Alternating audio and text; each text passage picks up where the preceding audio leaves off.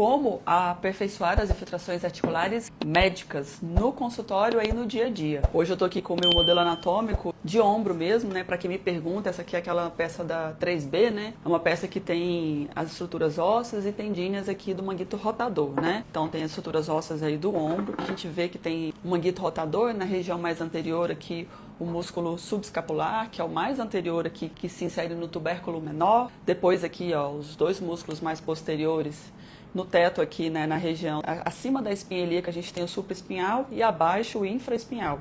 E o quarto músculo do manguito, que é o redondo menor, que está aqui demonstrado bem aqui nessa região. Na verdade, o redondo menor era para ele estar aqui, gente. Então, aqui fica o redondo menor, que já tinha saído, né? Então, esses três aqui, né, tanto o supraespinal, o infra e o redondo menor, se inserem na tuberosidade maior, enquanto que o único que se insere na tuberosidade menor é o subescapular, né? Então, esses quatro músculos compõem o tendão do manguito. Então, às vezes você atende aí no seu consultório um paciente com tendinopatia do manguito rotador, são esses tendões aqui envolvidos, né? Esses tendões e os músculos, né?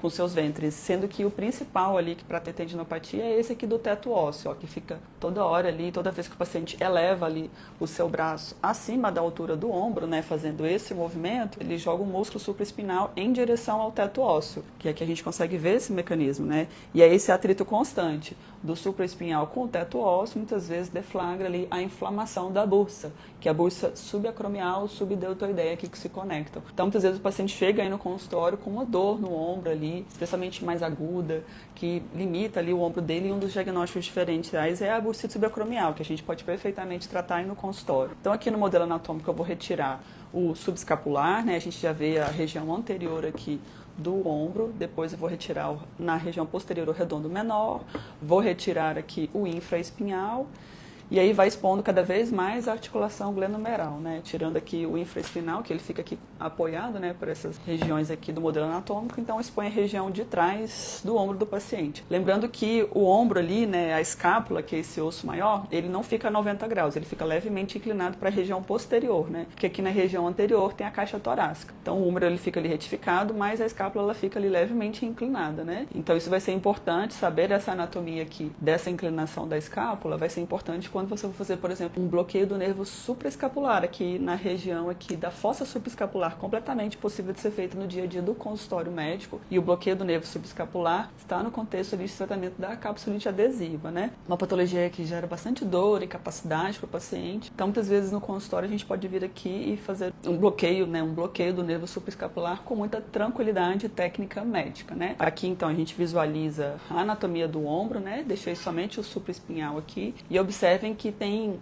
duas estruturas muito importantes para o médico ali gravar e fazer a palpação anatômica aí no paciente, que são fundamentais para você aperfeiçoar a sua técnica de infiltração articular médica no consultório, ambulatório, que é o processo coracoide, na região mais anterior, facilmente palpável, e o acrômio, né? Lembrando que o processo coracoide, né, a etimologia da palavra coracoide, ele vem do grego, do córax, né? Coracoide significa corvo, ali o bico do corvo, né?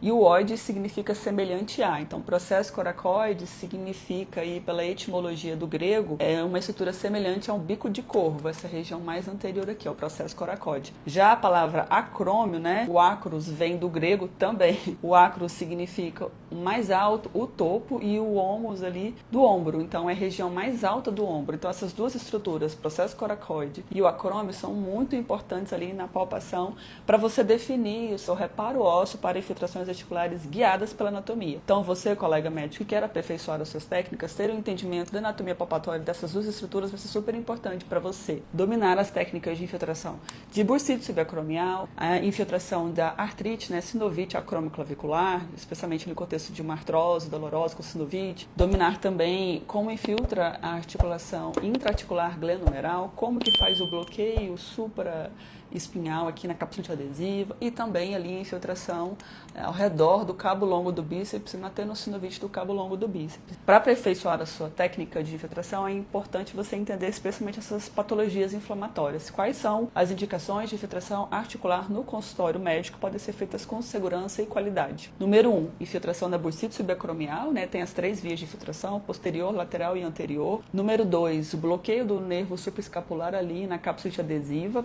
Número 3, 3, infiltração intraarticular acromioclavicular. Número 4, infiltração intraarticular glenumeral, seja aí numa artrose, numa osteoartrite, numa artrite reumatoide, todos os contextos não infecciosos, e também em qualquer outra artropatia inflamatória, como por exemplo a artropatia por cristais de pirofosfato de cálcio, né, por CPPD, também podemos vir aqui com tranquilidade realizar artrocentese com infiltração com o melhor corticoide intraarticular, que é o hexatonide de triacinolona. Além disso, outra indicação de infiltração na região do ombro é a infiltração na tenossinovite do cabo longo do bíceps. E um outro complementar, um extra que eu vou dar aqui para vocês, é a infiltração na neuralgia de Arnold, aqui no processo mastoide do paciente. A gente pode ver aqui perfeitamente com tranquilidade e realizar ali uma infiltração médica no consultório, com técnica, com reparo e com muita segurança, porque muitas vezes o paciente ele tem uma dor aqui que ele fala que é na região do ombro, e quando você examina, faz a anamnese, você detecta que na verdade trata-se de uma neuralgia de Arnold. Então a gente pode vir perfeitamente ali no processo mastoide e fazer essa infiltração com as medicações apropriadas. Então, para você aperfeiçoar, saber essas indicações, a medicação a ser escolhida é super importante. Além disso, né, para você aperfeiçoar a sua técnica de infiltração articular, é muito importante você, médico, né, lidar com complicações, porque é um procedimento invasivo, uma infiltração articular, completamente controlado no consultório, e que essas complicações, como por exemplo, uma infecção que é extremamente raro numa infiltração médica, né, complicações completamente evitáveis que um bom médico vai evitar na hora de executar a sua técnica de infiltração. E o entendimento pleno das doenças que causam, né, as inflamações, as tendinopatias, não apenas um conhecimento ali da articulação, como que funciona o movimento, ou mesmo como é que maneja uma agulha, uma seringa. Não é somente isso que traz segurança para uma infiltração articular.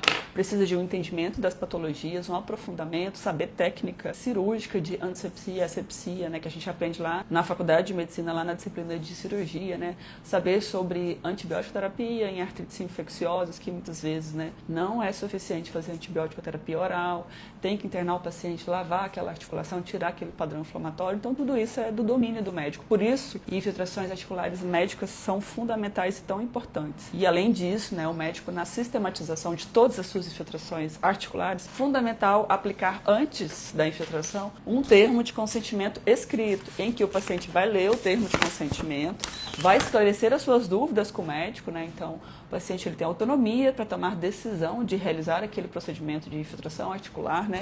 E ao final ele vai ler, né? Ele vai ler e ao final ele vai assinar ali, vai ter o campo para o médico colocar as informações e para o paciente assinar e dar o seu consentimento escrito, não consentimento verbal, né? E isso aqui é importante para a qualidade da infiltração, porque uma vez que o paciente ele lê, esclarece dúvidas, ele tem maior clareza da importância do repouso pós-infiltração, maior clareza da importância das medicações, da qualidade, ele vai aderir muito mais às suas recomendações médicas após a infiltração, que é muito importante para o sucesso de uma boa infiltração. Por quê? Nas primeiras 24, 48 horas tem a reacomodação da medicação, tem a absorção da medicação local mesmo, tudo que a gente quer é que o medicamento fique o máximo de tempo possível naquela região local, promovendo seus efeitos, especialmente os corticoides, além de evitar qualquer hiperuso, né, que possa descompensar ali aquele líquido que está se distribuindo no espaço articular ou periarticular. Então, as recomendações pós-infiltração são extremamente relevantes para o sucesso numa qualidade de uma infiltração, né? Para você aperfeiçoar também as técnicas de infiltração articular do ombro do seu paciente, fundamental que ele faça ali o repouso, porque você imagina, você atende um paciente que tem uma bursite subacromial, com aquele ombro doloroso, muitas vezes consegue fazer o arco do movimento com dor, diferente da capsulite adesiva, em que o paciente,